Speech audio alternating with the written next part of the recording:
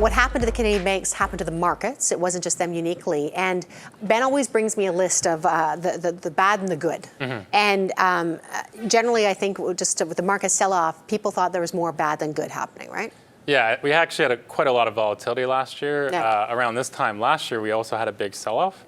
Then the market ran to new highs in September, and then we had about a 20% contraction into December. Then you get the spring back. And from my perspective, we're pretty late in the cycle. There's a lot of good items for why the cycle can extend, but I think a lot of people are looking for confirming evidence that we're going from late cycle to contraction. And so there's many things that people thought could take us there. One was the Fed hiking too much, a China slowdown. We have the trade concerns. We've had Brexit. So people, I mean, we actually have certain areas of the market that have slowed. Automotives have slowed. Industrials have slowed. But it hasn't contracted. And so there's a couple items that I've been looking at that are on our sort of our glass half empty bucket that could move to the glass half full bucket. Okay, so overall, I'm going to tell you this list that he had, it was too long to show you, but essentially it was a 3-to-2 ratio, I'm going to say, around 3 for every 3 bad, 2 good. And he talked about, you know, everything from Italy, Brexit, EU tax, I should say, on global tech companies. There's lots of stuff in there. But there's 2 things that are in the bad category that you think could maybe move over to the good. So the first one is what?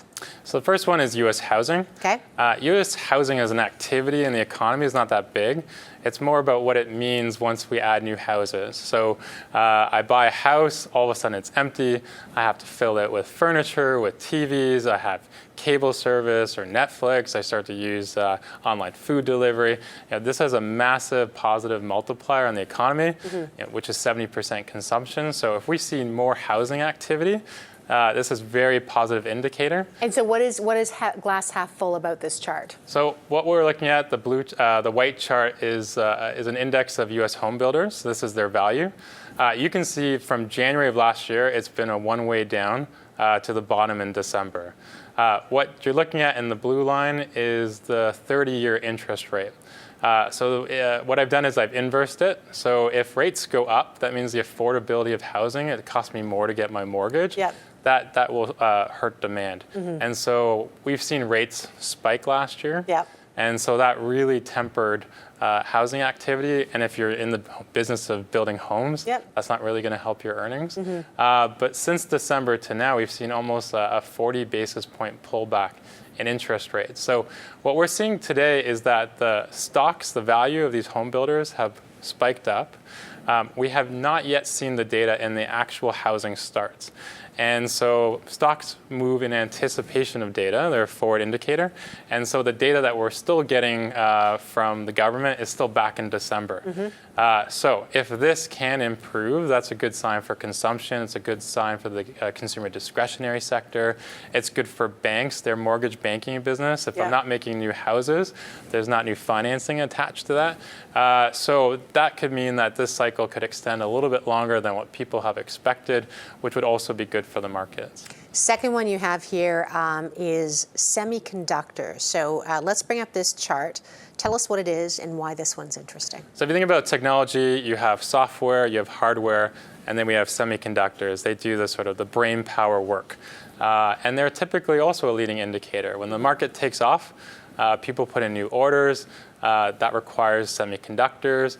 And so you can see from 2016 to 2017 has been a great time to be in semiconductors. We're looking at, it's called the SOX index. It's about 30 stocks, kind of like the S&P 500, and they're weighted by their value. And this was being driven by, we need more data centers for the cloud. You can think of smartphones. You can think about all the content that now goes into your car to help you with your driving. That all requires semiconductors. And so it's been a great run. But with the US-China tariff situation, with an oversupply of data centers, a slowdown in automotives, a slowdown in the economy, that has really pulled back on these semiconductor stocks.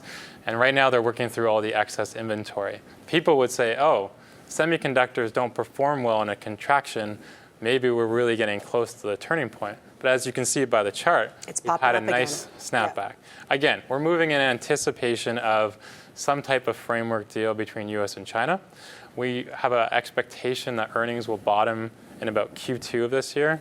And there's also this expectations that we'll have a better half next year. And Again, I guess the other question also too is that when the stocks spike up ahead of in anticipation, are the valuations running ahead of where they should be as well? right, so we are moving ahead of the confirming evidence, but it is a positive sign. We need to follow through.